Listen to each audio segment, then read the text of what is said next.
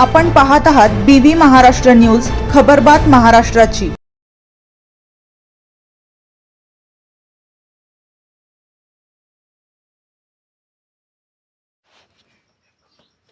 सटाणा बसस्थानक परिसरात मोटरसायकल चोरींच्या घटनात वाढ।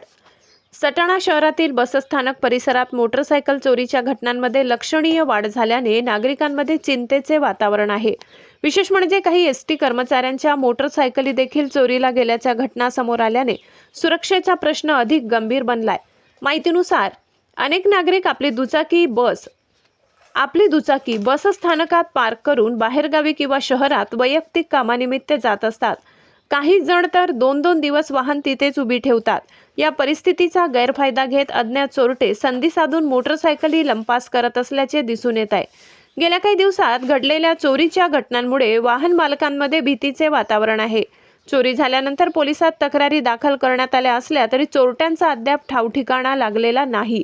दरम्यान एसटी प्रशासनाकडून नागरिकांना आवाहन करण्यात आले की बसस्थानकात अत्यावश्यक काम असल्याशिवाय वाहने पार्क करू नयेत, तसेच दीर्घकाळ वाहन बेवारस सोडू नये, सुरक्षित ठिकाणीच पार्किंग करावे असेही सूचित करण्यात आले।